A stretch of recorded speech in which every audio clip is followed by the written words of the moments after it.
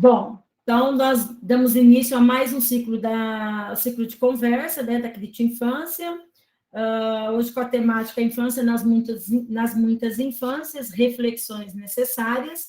Sou a professora Marta Furlan, do Departamento de Educação da Universidade Estadual de Londrina. Na verdade, estou na coordenação desse projeto de ciclo de conversas e, efetivamente, também dentro da coordenação do projeto Crit Infância, né? É um evento que aconteceu em 2020 e tem tudo para acontecer agora em 2022, a partir do segundo semestre de 2022, em meados de outubro. Dentro dessa discussão, para hoje, né, eu preparei uma fala bem leve para a gente conversar, e para iniciar a minha fala, eu gostaria de compartilhar com vocês, compartilhar a leitura de uma poesia que me chamou muita atenção quando a li, e eu acho que tem tudo a ver para a gente começar a falar sobre esse assunto, certo? Deixa eu só permitir aqui a aluninha aí. Elias, boa tarde. Então, vamos lá. Então, eu começo com a minha mensagem. Hoje veio me visitar, mas não se encontrou em mim, não se reconheceu. Em qual mentira por aí a gente se perdeu? Desaprendeu a sorrir, é? Quem te ensinou a desistir de ser o que você quiser? A criança que eu fui um dia mora dentro deste adulto que eu me tornei. Na mesma gaveta onde guardo os para de sonhar, leva a vida a sério. Ela representa tudo que eu quis ser um dia, mas parei de sonhar e levei a vida a sério. Sim, exatamente como me disseram para fazer. Mas, ao contrário de mim, ela nunca desiste. Ela insiste em me fazer sorrir. Essa criança não marcou hora na minha agenda, lotada de desculpas, não pediu licença, simplesmente abriu a porta e veio me visitar. E como quem fala, ei, você não está mais de castigo? Ela me olhou e disse a coisa mais séria que eu já ouvi. Você quer brincar comigo? Alan Dias Castro. Essa poesia, né, esse texto poético, ele me marca muito quando eu penso, né, no campo do conceito, do olhar que eu tenho sobre a criança ou as crianças e suas infâncias. Quando eu leio para você isso, eu sinto a infância viva, né, nesse movimento da vida adulta, trazendo hoje uma fala dentro de uma perspectiva de base mais da teoria crítica, benjaminiana. Eu trago a infância nas muitas infâncias enquanto um tempo de experiência, um tempo do novo, do belo, do que cria, do que é capaz, né, do que vive, um tempo em que marca uma história. Só que esse tempo, ele não necessariamente é um tempo cronológico, que determine que se encerra aos 12 anos, como dentro da psicologia a gente vê, como dentro do próprio estatuto da criança a gente vê. Mas esse conceito de infância, nas muitas infâncias, é de um tempo que se prolonga até a vida adulta. Ele pode atingir o mundo adultez. Só que dentro desse tempo, o que prevalece não necessariamente é aquela visão só de desenvolvimentista do ser humano, mas a capacidade, ao longo da sua vida, de fazer experiência. Quando eu penso, né, neste conceito também da infância, algumas coisas me tocam bastante. Então, eu trago para vocês hoje 2 pontos importantes para eu falar. Primeiro, o que me toca quando eu trago esse tema, a infância nas muitas infâncias. E, no segundo momento, do que sou tocada, o que realmente sou tocada e posso tocar enquanto professora, enquanto militante da infância, enquanto pessoa que acredita que as crianças precisam viver experiências. Então, dentro dessa minha fala, primeiro ponto, eu já trago a ideia de que não existe criança e infância, existem crianças e infâncias. Quebra-se um paradigma construído por uma sociedade mercadológica, consumista, cheia de uma cultura industrializada de padrão, de estandardização, e que coloca a criança dentro de um vidro, como se ela tivesse que ser aquela criança perfeita, alegre, brincante, brincalhona, divertida, linda, maravilhosa. Mas quando eu vejo, dentro de uma concepção do tempo, que Walter Benjamin fala, em um tempo de experiência, eu consigo ver crianças para todos os lados. E eu vejo crianças no adulto, adultos nas crianças, eu vejo crianças nas crianças, crianças nos adolescentes. Eu vejo crianças enquanto capacidade de ação e de agir no mundo de uma forma mais leve, espontânea, criativa. Muitos de nós, adultos, perdemos as nossas infâncias. Muitos de nós, hoje, temos dificuldade até de sorrir. Muitas de nós aqui, às vezes, temos vergonha de mostrar nosso rostinho, porque, às vezes, não estamos tão bem na fita, hoje. Essa experiência da vida adulta não necessariamente é a experiência que uma criança tem. A criança, ela trabalha dentro de uma espontaneidade, de uma liberdade de expressão, que, infelizmente, às vezes, nós adultos vamos tirando e minando dela. Então, o primeiro ponto de chamada é que as crianças estão para todos os lados, em todas as partes. Elas podem estar muito felizes, mas podem não estar tanto assim.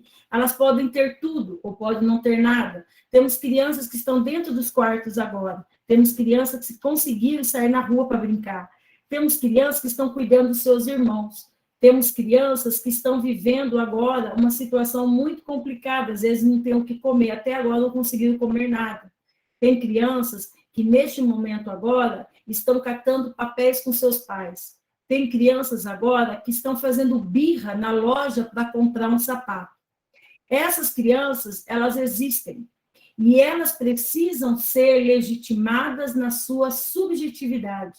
Portanto, quando eu vejo isso, eu vejo sujeitos que são subjetivos e vejo infâncias que se prolongam para uma concepção fechada de uma criança que é incapaz de falar, que é incapaz de agir, que é o próprio conceito que se traz dentro da concepção de infância. Dentro desse olhar das infâncias, eu também vou ver as infâncias ribeirinhas, as infâncias especiais, as infâncias consumistas, as infâncias tecnológicas, porque nelas estão as crianças que usam da tecnologia, nós vamos ver as crianças que usam do consumo, nós vamos ver as infâncias youtubers mirins, nós vamos ver as infâncias trabalhadoras precoces. Todo esse conjunto é um conjunto que não pode ser negado pela sociedade. Mas, infelizmente, muitas vezes a sociedade ela demarca um conceito de infância, e quem não se enquadra naquilo parece que está marginal dentro dessa sociedade. Vocês concordam comigo, sim ou não? Alguém gostaria de fazer alguma intervenção? Não? Dentro desse campo também me toca o tempo da infância, que é o tempo do novo, do começo, da vida, do belo. Uma das coisas importantes das nossas crianças, desde a mais tenra idade, é a capacidade de olhar o mundo a seu modo e criar dentro de um campo muito espontâneo e criativo.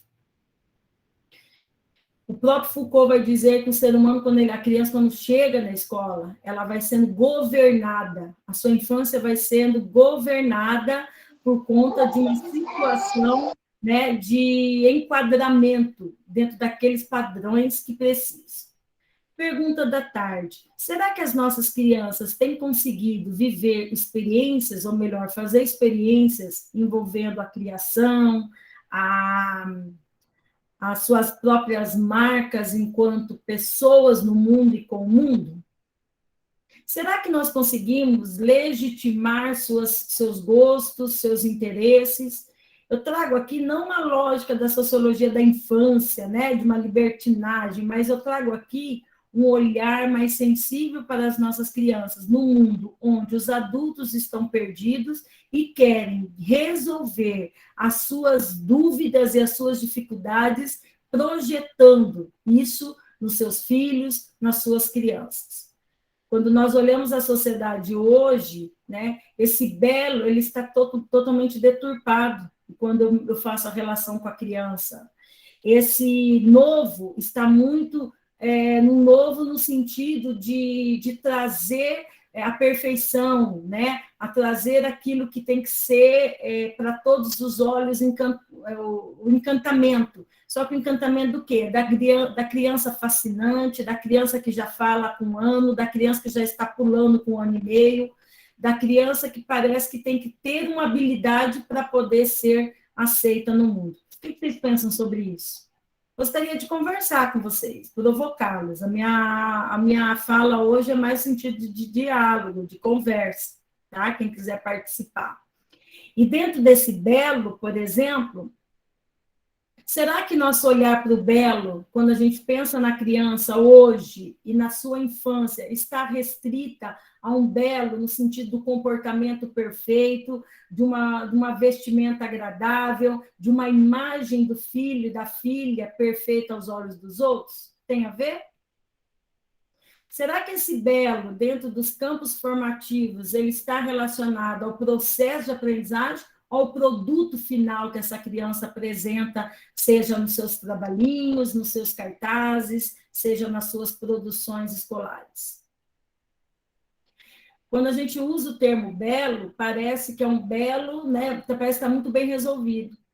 Mas a infância, ela é um tempo do belo, da beleza, do maravilhamento, mas não é um maravilhamento marcado por uma sociedade extremamente utilitarista que acredita que a criança só é capaz de ser criança quando ela tem algo, quando ela demonstra algo. Nós aqui mesmo, né? Acredito que está mais associada à imagem que se passa aos outros, sim, a preocupação, né, de que a criança ela tem que ser educada, ela tem que ser bem comportada, a roupa que não pode ser, né, não pode sujar, porque essa roupa foi um investimento, foram horas de trabalho. Então, o tempo da infância hoje, ele está um tempo de contradição. Enquanto tem crianças que estão correndo para todos os lados, e às vezes a gente olha que essa criança parece que está sofrendo, a gente vê um outro lado de uma criança aparentemente com uma beleza estampada de que está tudo bem, mas essa criança às vezes não vive experiências tão quanto a outra, que às vezes aos nossos olhos não tem nada de belo, mas ela é capaz ainda de brincar nos seus esconderijos, ainda pôr a mão na terra, ainda ela é capaz de mexer com a natureza. Então, é uma sociedade que enaltece o modelo de infância e de ser criança, colocando como um patamar padrão, e aquelas que não estão, parece que estão todas marginais, sofrendo. O convite da tarde é: será? Será que essa criança que às vezes ela não tem o carrinho perfeito, a boneca perfeita, ela está despropriada de viver experiências da infância? Será que essa criança que tem o brinquedo mais perfeito é a que realmente está garantindo uma infância feliz, uma infância de experiência? Uma das provocações que me toca é que, quando olhamos uma sociedade em que a marca, né, do momento é uma vida utilitária, parece que quem não tem é infeliz. Mas quando eu olho no conceito de humanidade e de experiência que está para além da máquina, da técnica, do objeto, eu vejo que temos muitas crianças que, mesmo aos nossos olhos, não estejam encontradas nos nossos padrões, elas são capazes de viver experiências. Conseguem compreender a minha fala nesse sentido? Alguém quer fazer algum complemento? Se ela não vê os brinquedos das outras crianças, é mais fácil ela se adaptar. O que você fala aqui, meu bem? Deixa eu ver. Se ela não vê os brinquedos que estão disponíveis, se ela não vê dos brinquedos das outras crianças, é mais fácil ela se adaptar aos brinquedos que estão disponíveis a ela. Esse é um detalhe que muitas vezes a gente pensa. E aí vem o Adorno dizer que dentro desse campo das infâncias, uma das coisas que a gente tem que entender é que nós, adultos, temos uma grande responsabilidade. E quando nós temos essa responsabilidade, não é só no sentido de dar coisas a ela, mas é de direcionar o olhar dela. Então, a criança precisa de uma mediação, de um filtro social que contribua para que ela possa olhar o mundo e ver, Charlize, coisas que realmente são importantes ou não. quando você diz isso, a curiosidade da infância ela é muito normal. Mas quando a criança, desde pequena, ela é trabalhada, explorada, ela é estimulada a vivenciar várias situações, não significa que quando ela vê um brinquedo, ela vai querer.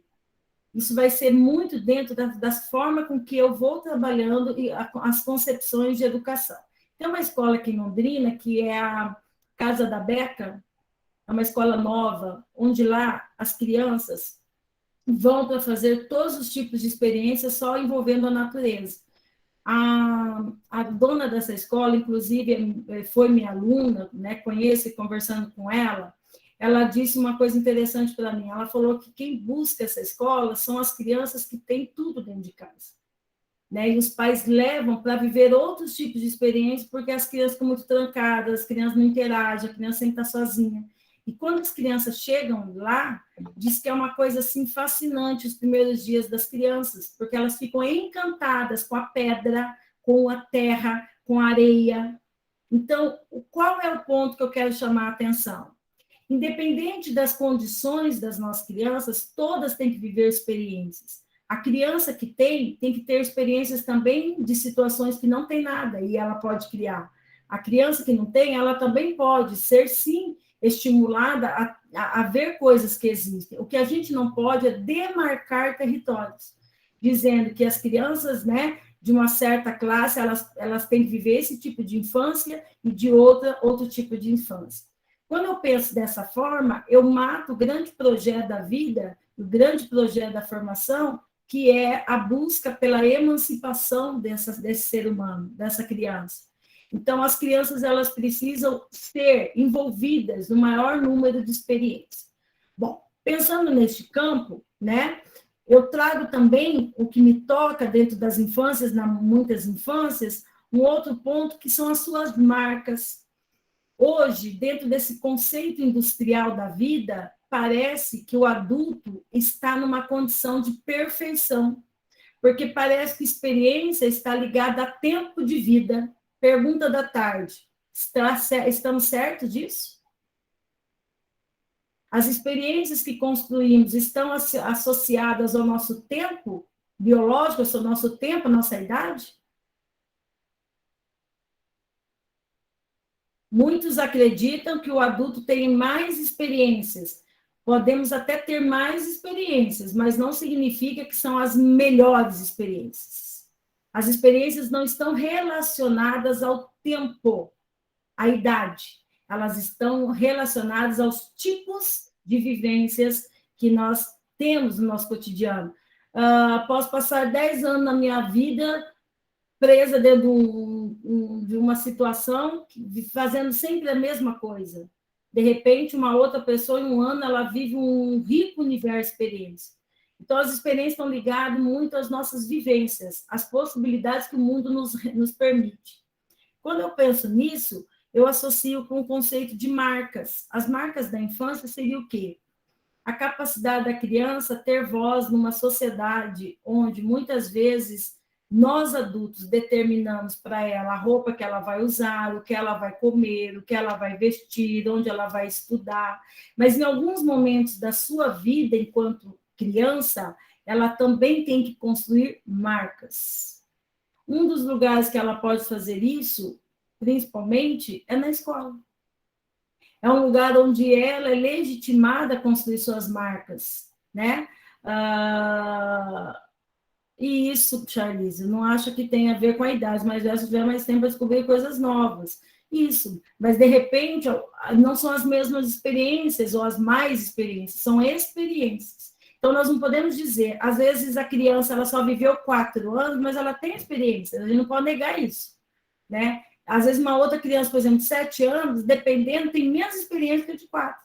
Então as experiências estão relacionadas à vida, às possibilidades que essa criança vai ter no seu dia a dia. Quando eu volto aqui ao termo as marcas, uma das coisas é, numa sociedade como da busca da perfeição, se não investirmos desde a mais tenra idade na capacidade dessa criança viver experiências, nós vamos criar adultos sempre esperando alguma coisa do outro. O que isso tem a ver quando eu penso na escola? uma das grandes críticas na escola é que, muitas vezes, nós não legitimamos esse processo, esse construto humano da criança, esse construto das suas marcas. Vamos pegar o próprio desenho. O rabisco não é um rabisco, é uma marca muito importante e que ela precisa ter para que ela possa chegar numa representação do desenho que eu consiga visualizar o olho, o cabelo, o corpo e o ambiente. Às vezes, nós, adultos, cortamos essa fase, tiramos dela, porque parece que é só um rabisco qualquer. Ou, às vezes, tiramos dela essa oportunidade e colocamos, por exemplo, imagens para ela pintar, como se isso fosse melhor estratégia de marcas na vida, no mundo.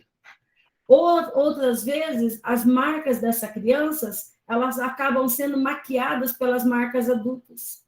Nós não temos, às vezes, a coragem de deixar que essas marcas se legitimem para o outro, que é o caso de muitos trabalhinhos, muitas atividades, muitas exposições, que a gente vê que tem mais a mão do adulto do que as mãos da criança. Muitas vezes, nos espaços que são dirigidos para ela, que são os espaços infantis, quando a gente chega lá, as marcas delas são escondidas em grande floreamento das marcas dos adultos. Os cartazes, o boas-vindas, as flores, os desenhos, são todos construídos por marcas adultos, enquanto na terra que é da infância, suas marcas não são visíveis. Concordam comigo? E muitos profissionais que ousam permitir que as crianças construam suas marcas, as suas marcas na vida, na escola, na família, às vezes são criticados por deixar muita liberdade às nossas crianças. Então, é uma sociedade que investe muito nos discursos da infância, mas que ainda, ao materializar isso, nós ainda temos bastante dificuldade. Alguém quer interagir, fazer alguma fala? Criança precisa ter autonomia, e ela só vai construir autonomia a partir do momento que nós damos oportunidade para que ela possa desenvolver isso. Ela não nasce autônoma, ela desenvolve autonomia.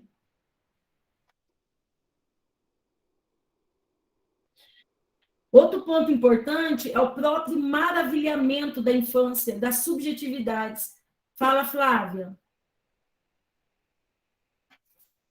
Tá meio chovendo aqui, não sei se dá para me ouvir. Estou sim, amor, pode falar.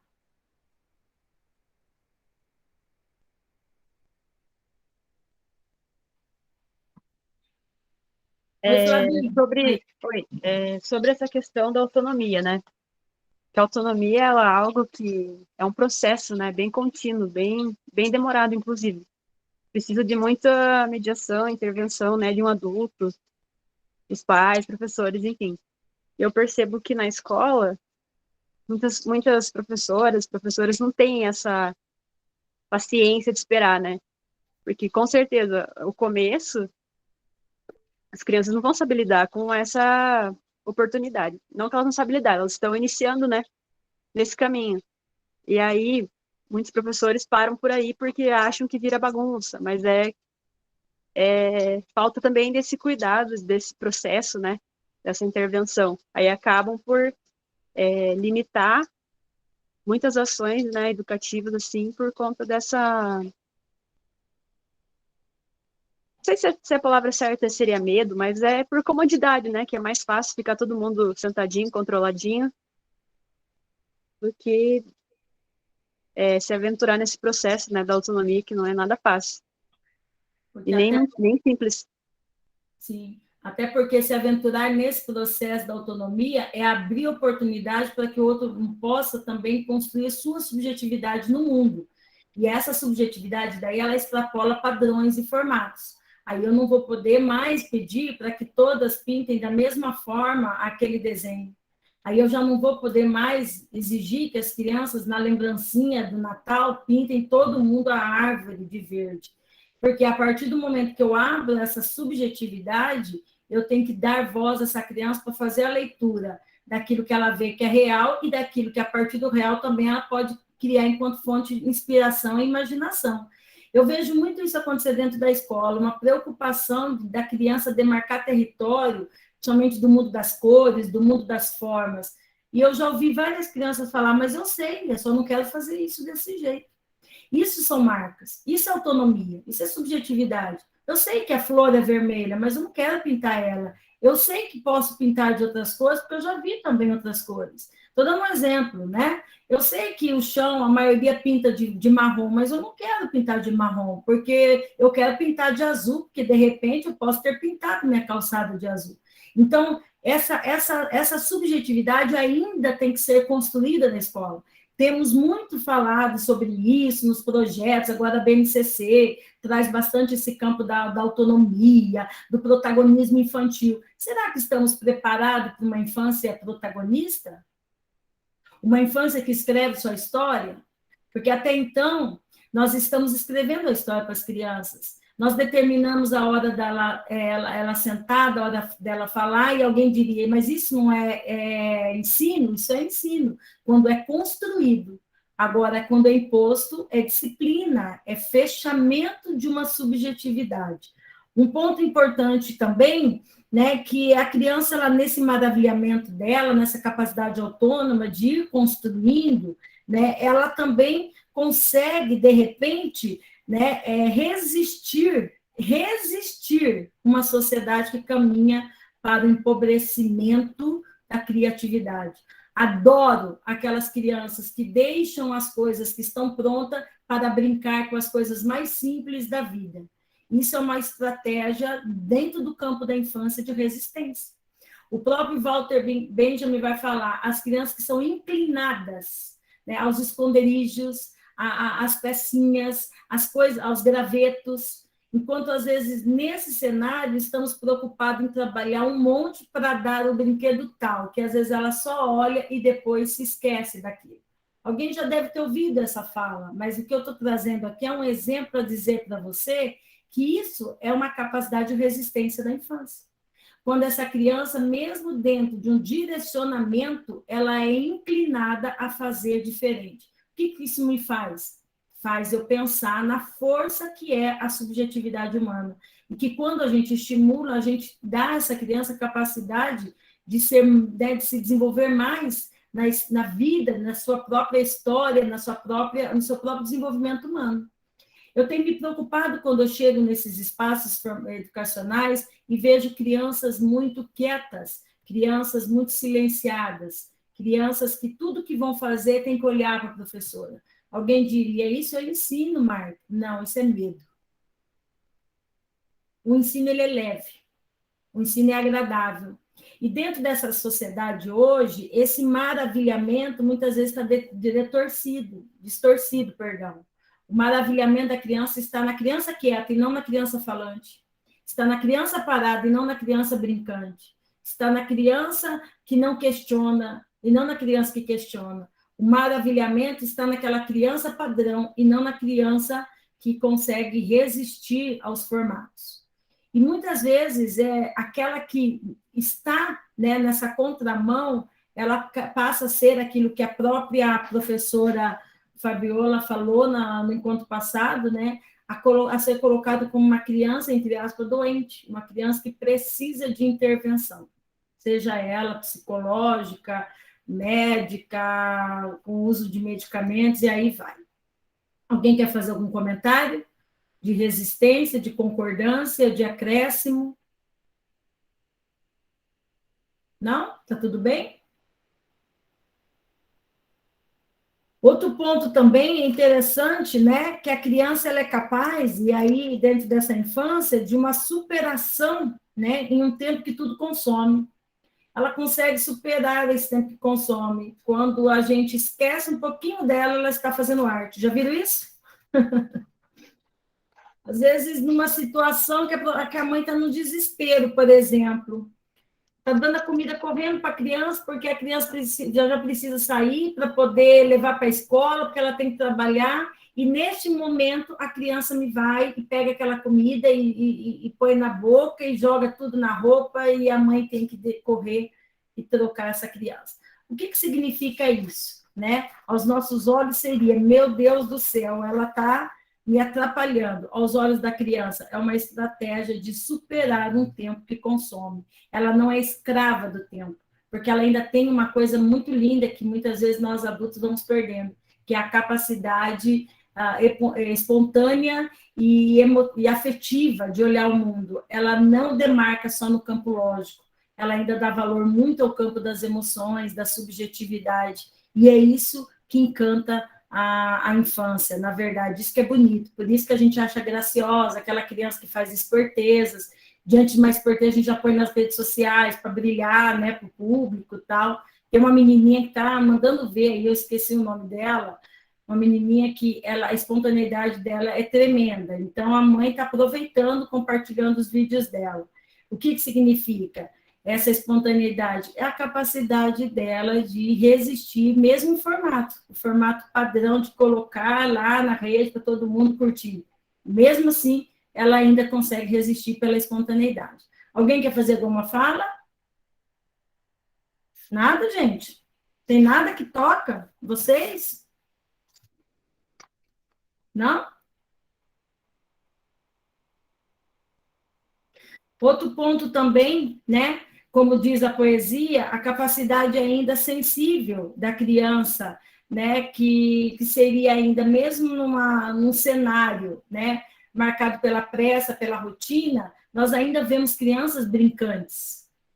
Não vemos tanto como gostaria, mas ainda conseguimos ver crianças brincantes. Mas também vemos crianças que não querem mais brincar. O que fazer com elas? Pergunta da tarde. O que fazer com aquela criança que a gente vira, às vezes fala para ela assim, vai brincar com seu amiguinho? Não, não quero, não tenho um amigo, não quero. Ou não vou brincar, porque eu não quero sujar minha roupa. Ou eu não quero deixar o celular para brincar com o amiguinho. Esses comportamentos da criança são crianças que são problemáticas? Onde estaria aí o ponto para a gente pensar em termos de infância e sociedade? Ela que é culpada disso? O que vocês acham? O que você acha, Elis? Pode falar, meu bem? A Isabela, ajuda aí, meninos, compartilha, ajuda aí a articular a conversa, está parecendo um monólogo aqui. Eu começo a brincar, daí a criança fica olhando, daqui a pouco você anima também, isso é um caminho. Nós somos referências ainda. Nunca acho também que é culpa dela. Quando a gente vê uma criança que tem esse tipo de reações, não é que a criança é chata, consequentemente, ela vive dentro de uma condição social que lhe permitiu estar assim. Mas a essência da infância é brincante. Esse é um ponto que eu quero chamar a atenção. A infância, ela é brincante, ela é espontânea, ela é criativa, ela é lúdica, só que dentro das relações sociais, da forma com que nós vamos dirigindo a nossa relação com as nossas crianças, nós vamos dando a ela mais ou menos, nós vamos dando a ela situações agradáveis ou não. Nós vamos dando a ela encaminhamentos para ela valorizar tal coisa em detrimento de outras. Uma criança não valoriza um brinquedo pronto, comprado, porque ela acordou valorizando isso. Ela valoriza porque primeiro nós valorizamos ao comprar e dar para ela. Oi, o que falou aqui? Deixa eu ver. Também acho que deveria ser instigando a criança para saber o motivo dela não querer brincar. Também, Jaqueline, é outro ponto. A criança ela precisa ser ouvida, né? Então, nessa sociedade hoje, olha só, a BNCC traz o óbvio para a escola, que a criança precisa falar, expressar, participar, brincar, interagir, quer dizer, que a criança precisa ter voz. Então, nós estamos criando um mundo da infância, só que nós estamos criando um mundo aos nossos olhos. O convite da tarde nós temos que criar o mundo da infância com os olhos da infância. Para isso, dentro de uma perspectiva benjaminiana, nós não podemos perder a infância em nós, que é essa infância que tem que vir todos os dias nos visitar e perguntar para nós, né? Você quer brincar comigo? Eu acho muito interessante que, a partir desse momento que eu consigo fazer isso, eu faço um movimento de brilhar, né? de encantamento com o mundo. O famoso uau, né? Eu tenho um sobrinho que tudo que a gente dá para ele, pode ser uma bolinha, ele uau! Né? Você dá um brinquedinho, ele uau! Esse uau dele, na verdade, é o quê? Ele dá valor àquilo que aos nossos olhos seria insignificante. Então, o convite da tarde, nós que estamos na condição de responsáveis pelas nossas crianças e suas infâncias, nós temos que começar a valorizar a nossa infância que está em nós e começarmos a usar mais o uau. O uau seria esse encantamento, né? Esse maravilhamento do mundo para levar as nossas crianças um olhar mais sensível em relação a esse mundo. O que eu estou querendo dizer a vocês que toda essa pressa, toda essa situação, nós temos jogado e lançado para ela com muita frieza. Não é à toa, e não vou entrar no mérito do ensino remoto, porque isso já encheu o saco. Mas o que fizemos com as nossas crianças no ensino remoto também não foi legal. Nós ficamos mais preocupados com as crianças frente à tecnologia do que qualquer outra situação. E eu faço uma provocação da tarde. Felizes foram aquelas que não tiveram celular e não tiveram notebook em casa, porque puderam ainda continuar vivendo experiências. Nós achamos que as crianças que foram prejudicadas no ensino remoto foram as crianças que não tinham a tecnologia. Aos meus olhos e aos olhos de um conceito de humanidade e experiência, as crianças que não tiveram a tecnologia, a escola teve que fazer adaptações e mandar o trabalho em formato de papel. Enquanto isso, elas puderam brincar no quintal, para quem tinha, fazer outras coisas do que ficar horas fitadas à tela. Então, é um conceito que a gente tem que olhar, né, ampliado. Se a gente olhar dentro do que está posto, a gente começa a perceber uma infância que tudo que não tem é fracasso. É isso que eu quero que vocês entendam na minha fala. E tudo que tem é sucesso. Não entre nessa pira, porque aí nós vamos sofrer um grande colapso de concepção de conceitos. Bom, indo para a última parte da minha fala, né, do que sou tocada. Sou tocada para que nós possamos retomar o nosso lugar enquanto adultos, que somos responsáveis pelas nossas crianças, seja na condição de família, seja na condição de escola. Nós temos que assumir a responsabilidade de ensinar e dar a ela um universo de possibilidades, né? Sejam possibilidades que sejam desafiadoras, mas ao mesmo tempo leve no sentido de respeitar um tempo, que é um tempo de vivências e experiências. A busca também, né, de um saber sensível que não se agarra aos padrões e aos formatos finais, mas que se compreende o processo. Eu não estou muito preocupada se o desenho ficou bonito, eu estou preocupada se ela, mesmo sem saber desenhar, ela senta numa mesinha e tenta fazer o desenho. Isso é legal, isso é bacana, isso merece aplauso. Eu não tenho que ficar só preocupada com a criança que recortou perfeito, mas a criança que compreende que aquele recorte, mesmo na sua dificuldade, tem que finalizar. E ela luta de todas as formas, nem que for para arrancar a cabeça, arrancar braço, mas ela luta de todas as formas para finalizar aquele recorte. Essa criança aí, para mim, valeu. O que nós temos que entender hoje, dentro desse campo da sensibilidade, que a gente não pode se agarrar dentro de uma visão de mercado e de indústria cultural, que é essa perfeição, né, esse perfeito, esse belo. O belo da infância está nas conquistas cotidianas que a criança vai desenvolvendo. Quando ela é capaz, por exemplo, de achar a Joaninha lá no jardim e vir com a Joaninha e identificar. Muito mais interessante do que pintar só a Joaninha no papel. Quando ela é capaz, né, de fazer relatos dos seus gostos, do seu dia a dia, de uma forma leve, sem medo de errar. Isso é gostoso, isso é bacana. E aí, para tudo isso, nós temos que partir daquilo que o Adorno vai falar, né? Quando ele vai dizer no seu texto Para que Educação, ele fala não necessariamente para que educação, mas para onde conduzir, para onde nós queremos conduzir nossas crianças, né? Para o mundo, para se tornar como nós. E a pergunta da tarde é: estamos bem? Obrigado? Está tudo certo entre nós? Que mundo é esse que nós queremos conduzir nossas crianças? Um mundo de padrões? Um mundo de pessoas que têm medo de até dar risada e os outros achar que está rindo demais? Outro ponto, dentro dessa intencionalidade docente, assumir o risco. O que é assumir o risco? Assumir o risco é rejeitar qualquer situação que nós tenhamos que fazer por força, por determinação oposta, por alguém que nos força. A gente não tem que fazer pela ação do outro. Nós temos que assumir o risco fazendo aquilo que nós realmente acreditamos. E o grande ponto aqui da discussão é: temos clareza do que nossas crianças precisam para vivenciar uma infância com mais experiência? Temos clareza?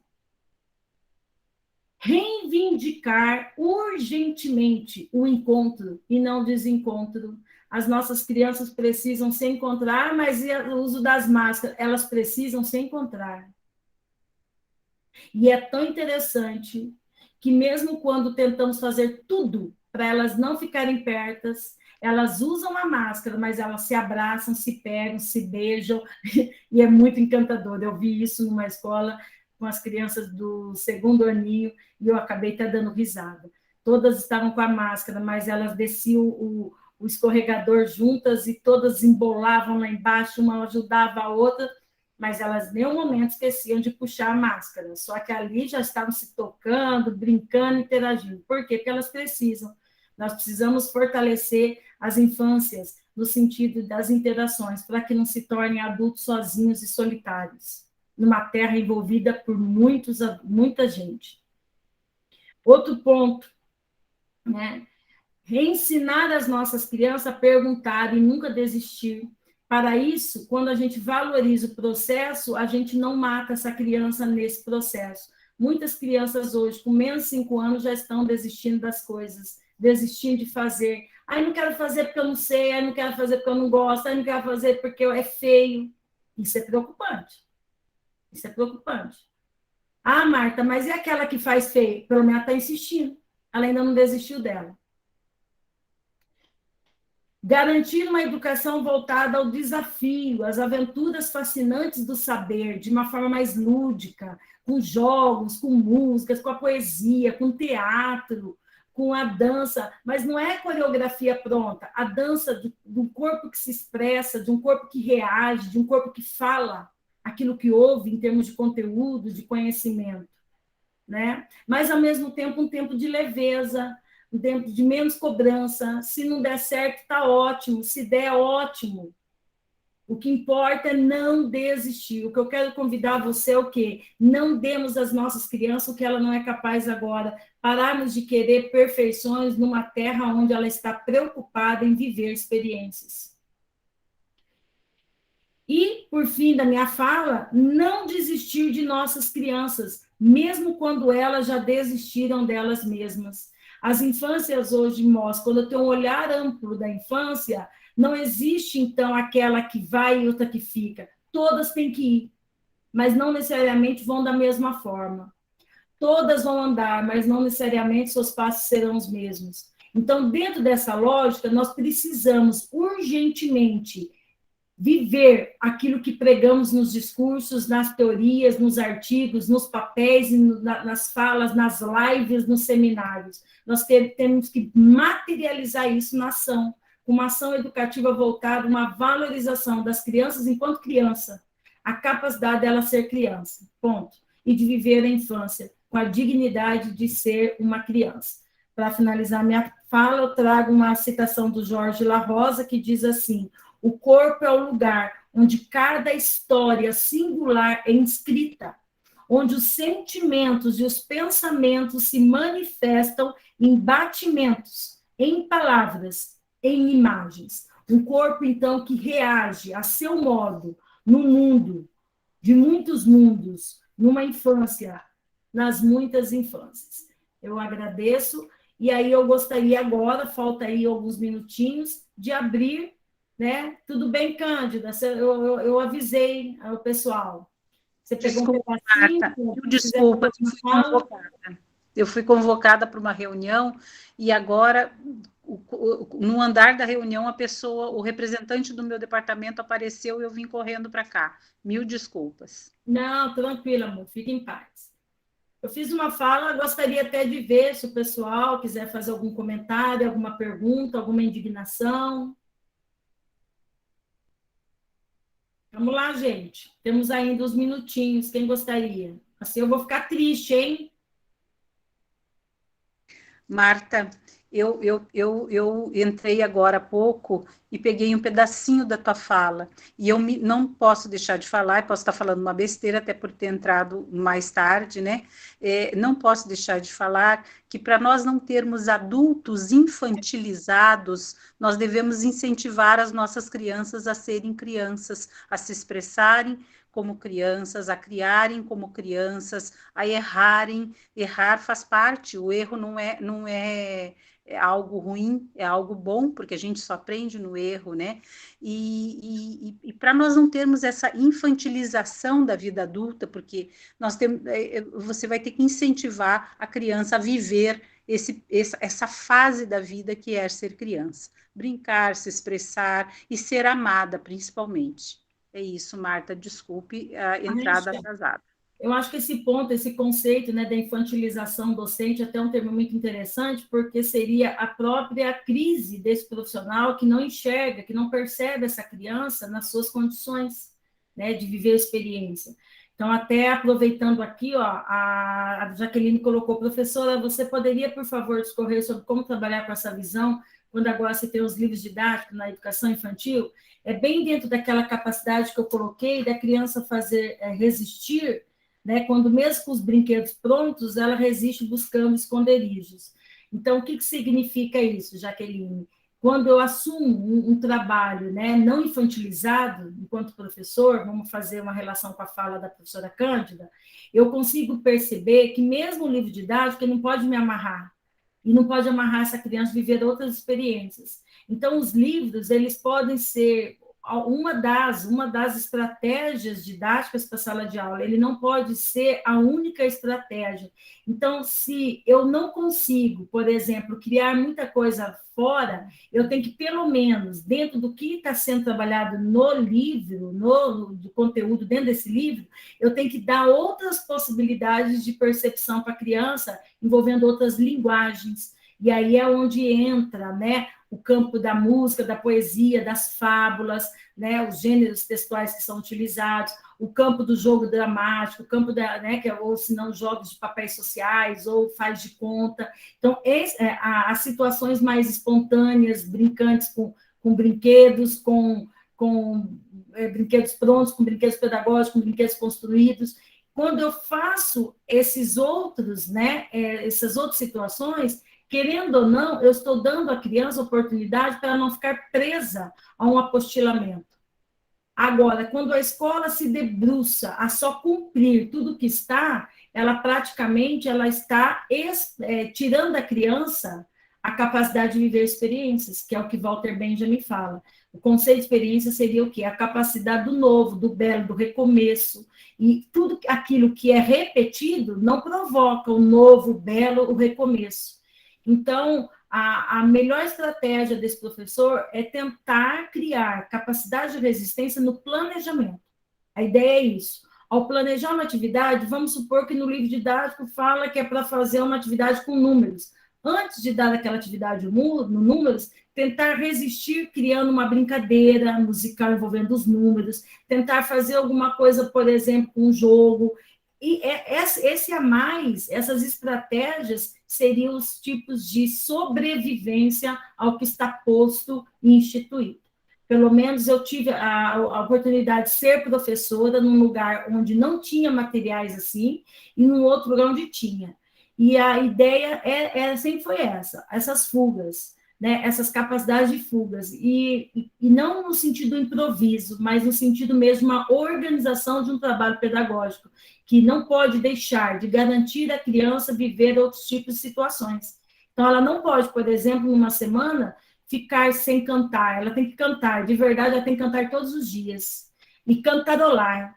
Ela tem que brincar, ela tem que envolver o campo da imaginação, seja com a hora do conto, seja com uma situação de faz de conta, seja numa situação de recitação de uma poesia.